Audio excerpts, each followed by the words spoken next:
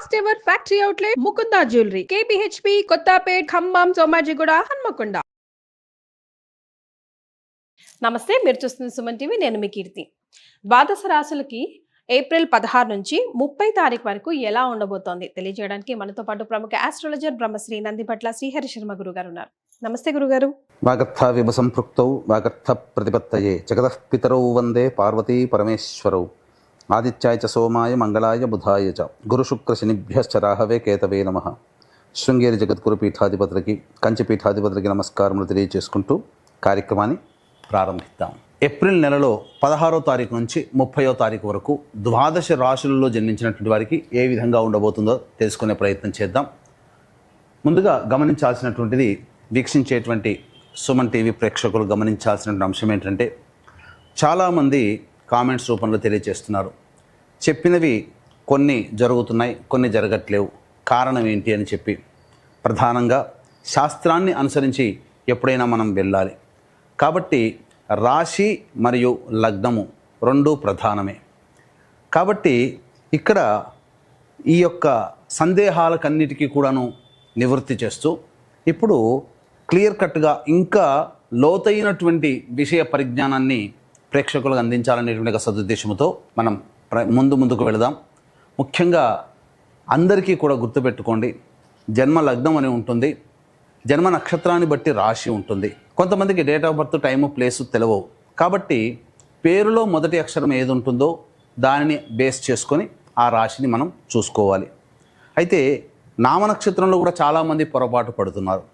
కాబట్టి ఇక్కడ వాటికి సంబంధించినటువంటిది, ఉదాహరణకి శ్రీనివాస్ అనే పేరుందనుకోండి, ఏం చూస్తున్నారు? కుంభరాశి చూస్తున్నారు కాదు, తులారాశి చూసుకోవాలి. ఇలా కాబట్టి ఎవరైనా కానీ జన్మించిన లగ్నాన్ని ఆధారంగా చేసుకొని మొట్టమొదటిగా మనం చూసుకోవాలి.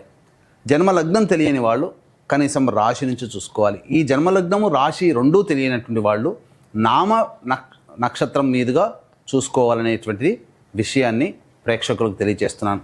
కాబట్టి ఈ పట్టు నుంచి మనము లగ్నాన్ని బేస్ చేసుకొని మరియు రాశిని బేస్ చేసుకునే విధంగా తెలియజేసుకునే ప్రయత్నం చేద్దాం. ముఖ్యంగా కొంతమందికి, ఉదాహరణకి ఇప్పుడు మనం మేష నుంచి మొదలు పెడుతున్నాం కాబట్టి మేషలగ్నము, ఈ మేషలగ్నము ఒక వ్యక్తికి ఉంటుందనుకుందాం. అదే మేషలగ్నంలో జన్మించినటువంటి వ్యక్తికి కన్యా రాశి, మరి ఏ రాశి ఫలాలు చూసుకోవాలి అనేటువంటి సందేహం కూడా కలుగుతుంది. కాబట్టి ఇక్కడ నివృత్తి చూస్తూ మొట్టమొదటిగా లగ్నమే ప్రధానం కాబట్టి ఎవరు ఏ లగ్నంలో జన్మించారో ఆ లగ్నాన్ని బేస్ చేసుకునే పరిహారాలు చూసుకుంటే మీకు ఖచ్చితంగా అన్నీ సరిపోతాయి. అది గుర్తుపెట్టుకోండి. లగ్నము తెలియని వాళ్ళు అప్పుడు రాశి చూసుకోవాలి. అంటే ఒకరిది మేషలగ్నం అయి ఉండి కన్యా రాశి అయితే లగ్నాన్ని మేషలగ్నంగానే ప్రధానంగా చూసుకొని ఫలితాలు బేరీజ్ వేసుకోవాలి. లేదు కన్యా రాశి అనుకున్నప్పుడు లగ్నం తెలియనప్పుడు కన్యా రాశి నుంచి చూసుకుంటే 40% వరకు మ్యాచ్ అవుతాయి.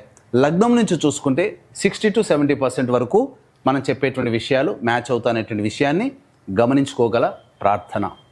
ఇక వివరాల్లోకి వెళ్ళినట్లయితే, ప్రధానంగా ఈ యొక్క 12 రాశుల్లో జన్మించినటువంటి వారికి ఏ విధంగా ఉండబోతుందో తెలుసుకునే ముందు గ్రహ సంచారం తెలుసుకుందాం. మేషంలో రవి మరియు వృషభంలో గురువు, కర్కాటకంలో కుజువు, కన్యలో కేతువు, అలాగే మీనంలో బుధ, శుక్ర, శని, రాహు గ్రహాలు.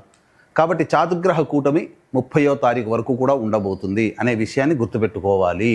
గురుగారు, మరి మిథున రాశి వారికి ఏప్రిల్ 16th to 30th ఎలా ఉండబోతుంది అంటారు? మిథున రాశి లేదా మిథున లగ్నంలో జన్మించినటువంటి వారికి 16వ తారీఖు నుంచి 30వ తారీఖు వరకు ఏ విధంగా ఉండబోతుందో తెలుసుకునే ప్రయత్నం చేద్దాం. ముఖ్యంగా గమనించుకోదలసినటువంటి అంశం ఏంటంటే, మిథున రాశిలో జన్మించినటువంటి లేదా మిథున లగ్నంలో జన్మించినటువంటి వారికి ఈ యొక్క 15 రోజుల పాటు జీవితం చాలా ఆనందదాయకంగా ఉండబోతుంది. ఎందుకనంటే దశమ స్థానంలో ఉన్నటువంటి గ్రహ ప్రభావము, రవి లాభస్థితిలోకి రావడం, 12వ గురువు, ఇవన్నీ కూడా గ్రహాలు అనుకూలంగా ఉండబోతున్నాయి. కాకపోతే ఇంట గెలిచి రచ్చ గెలవాలి అనేటువంటి ఒక సామెత ఉంది. కాబట్టి కుటుంబంలో కొన్ని సమస్యలు ఉత్పన్నమవుతాయి. కాబట్టి మీ యొక్క వాక్కుని అదుపులో ఉంచుకోవాలి. ముఖ్యంగా ఉద్రేకం, మీ వాక్కు ద్వారానే ఎదుటి వాళ్ళ యొక్క మనసుని గెలవలేకపోతారు.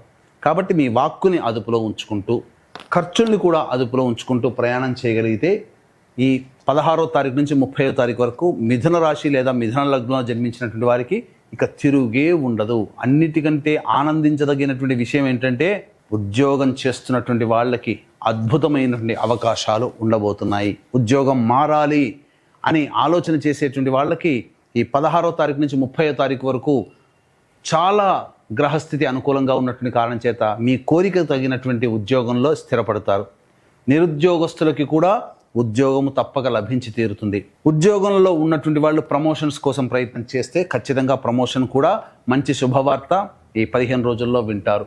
ప్రభుత్వ పరముగా పనిచేస్తున్నటువంటి వాళ్ళకి ప్రమోషన్స్తో కూడుకున్నటువంటి బదిలీలు అనేటువంటివి ఉండబోతున్నాయి. ఇక 12వ ఇంట గురువు ప్రధానంగా సామాన్యమైనటువంటి పరిస్థితి, ఖర్చులు ఉంటాయి కానీ అది సద్వ్యయమే అవుతుంది. మీరు పెట్టే ప్రతి ఖర్చుకి కూడాను ఉపయోగము భవిష్యత్తులో కలుగుతుంది. దేవతా అనుగ్రహాన్ని పొందే ప్రయత్నం చేస్తారు, తద్వారా మంచి ఖర్చులే జరుగుతాయి. ఇక కుటుంబంలో ఉన్నటువంటి అనగా కుటుంబ స్థానంలో ఉన్నటువంటి కుజగ్రహ ప్రభావమే కొంత ఇబ్బందికర పరిస్థితులు. అనవసరమైనటువంటి మాటలు మీరు చేయడం ద్వారా ఎదుటి వాళ్ళ యొక్క కోపానికి గురవుతారు. అంతేకాకుండా ఎవరైనా మిమ్మల్ని డబ్బులు అప్పుగా అడగడం ద్వారానో మీరు నష్టపోతారు. లేదా ఏదైనా మీరు అత్యాశకి పోయి అనవసరంగా డబ్బుని నష్టపోతారని చెప్పవచ్చు. ఇక చతుర్థ స్థానంలో కేతుగ్రహ యొక్క సంచార ప్రభావం వెరసి చూసుకున్నట్లయితే ప్రధానంగా ఇతరులతో వాగ్వివాదాలు జరిగే అవకాశం గోచరమవుతుంది. కాబట్టి జాగ్రత్తలు పాటించండి. ముఖ్యంగా సోదర సోదరుని మధ్య ఉన్నటువంటి విభేదాలు తారస్థాయికి చేరుకునే అవకాశం ఉంటుంది. కాబట్టి ఒక్క విషయంలో సోదర సోదరీమణులతో ఇతరులతో మీరు అన్నిటికంటే ముఖ్యంగా వాక్కుని మీరు కనుక చక్కగా ఉపయోగించుకుంటే ఈ 15 రోజుల పాటు అద్భుతమైనటువంటి జీవితాన్ని ఈ మిథున రాశి వారు పొందుతారని చెప్పవచ్చు. ఇక ఏతావాత చెప్పొచ్చేది ఏంటంటే వ్యాపార రంగంలో ఉన్నటువంటి వాళ్ళకి వ్యాపార విస్తరణ చాలా చక్కగా ఉంటుంది, అన్ని విధాలుగా యోగదాయకంగా ఉంటుంది ఈ యొక్క మిథున రాశి లేదా మిథున లగ్నంలో జన్మించినటువంటి వారికి. కాబట్టి ఏమాత్రం సందేహించకుండా మీరు చేపట్టినటువంటి పనులని మీరు ముందుకు తీసుకుని వెళ్ళే ప్రయత్నం చేయండి. తప్పకుండా మీరు విజయవంతమవుతారు. అలాగే ఇక ప్రధానంగా చూసుకున్నట్లయితే ఈ యొక్క 15 రోజుల్లో నూతన వ్యక్తులు పరిచయం అవుతారు. తద్వారా మీకు భవిష్యత్తు ఆనందదాయకంగా ఉంటుంది. మీ యొక్క భవిష్యత్తుకి బంగారు బాట వేసగలిగే వ్యక్తులే మీ జీవితంలోకి ఈ 15 రోజుల్లో రాబోతున్నారు. కాబట్టి వెల్కమ్ చెప్పి మీ యొక్క ఆనందాన్ని తెలియచేయండి. అద్భుతంగా మీ జీవితం ఉంటుందని చెప్పవచ్చు. ఇక 16వ తారీఖు నుంచి 30వ తారీఖు వరకు మిథున రాశి లేదా మిథున లగ్నంలో జన్మించినటువంటి వారికి రోజువారీగా ఏ విధంగా ఉండబోతుందనే విషయాన్ని క్లుప్తంగా తెలియచేసుకుందాం. వీక్షించేటువంటి ప్రేక్షకులకి గమనిక, ఈ యొక్క విశ్వావసునామ సంవత్సరం 12 మాసాల పాటు మీ యొక్క సంకల్పం నెరవేరాలి.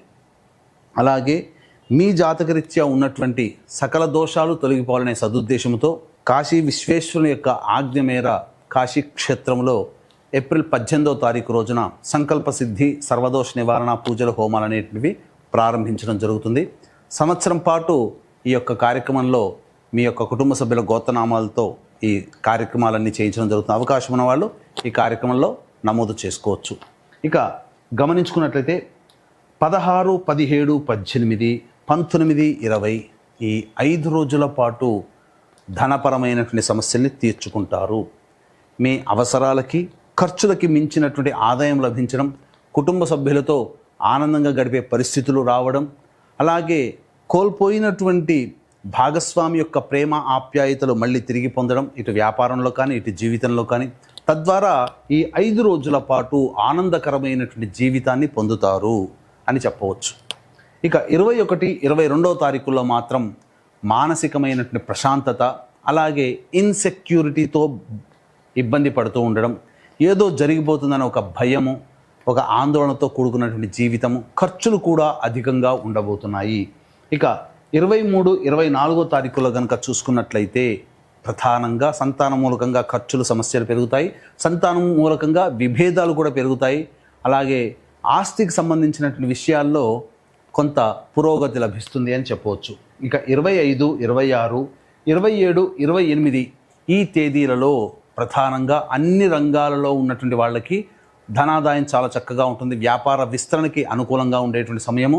నిరుద్యోగస్తులు ఈ 25, 26, 27, 28 తారీఖుల్లో చక్కగా ఒక మంచి శుభవార్త వింటారు. తద్వారా ఆనందకరమైనటువంటి పరిస్థితిని పొందుతారని చెప్పవచ్చు.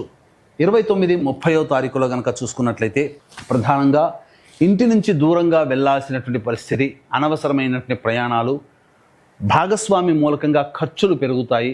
ఉద్యోగాల్లో కొంత నష్టం, అంటే ఏంటి, ఉద్యోగాల్లో ధనపరమైనటువంటి నష్టం అనేటువంటిది గోచరమవుతుంది. కాబట్టి చేస్తున్నటువంటి కార్యక్రమాల్లో లేదా ఏ ప్రయత్నం చేస్తున్నా డబ్బు మూలకంగా, భాగస్వామి మూలకంగా కొంత కష్ట నష్టాలు ఎదురయ్యే అవకాశం గోచరమవుతుంది. ఏ తర్వాత చెప్పొచ్చేది ఏమిటంటే 21, 22, 23, 24 తారీఖుల్లో ఖర్చులు కనుక అదుపులో పెట్టుకుంటే చాలా మటుకు ఆనందకరమైనటువంటి జీవితాన్ని పొందుతారని చెప్పవచ్చు. మరి మిథున రాశిలో జన్మించిన మహిళల కోసం కూడా ఒకసారి వివరిస్తారా గురుగారు? మిథున రాశి లేదా మిథున లగ్నంలో జన్మించినటువంటి మహిళలు జాగ్రత్తలు పాటించండి. అన్ని విధాలుగా అనుకూలంగా ఉండేటువంటి సమయం గోచరమవుతుంది. వాక్కుని అదుపులో పెట్టుకునే ప్రయత్నం చేసుకుంటే మంచి జరుగుతుంది. కుటుంబ సభ్యులతో వాగ్వివాదాలు పెరిగేటువంటి అవకాశాలు గోచరమవుతున్నాయి.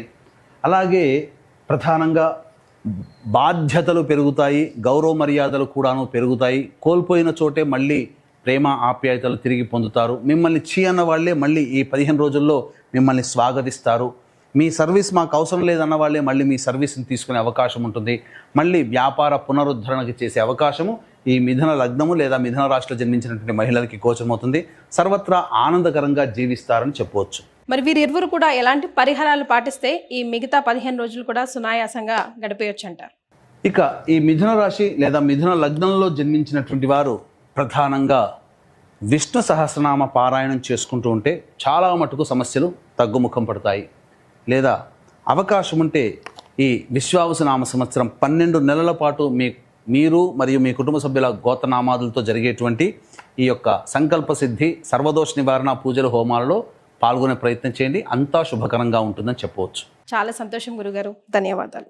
సర్వం శ్రీ ఉమామహేశ్వర పరబ్రహ్మార్పణమస్తు.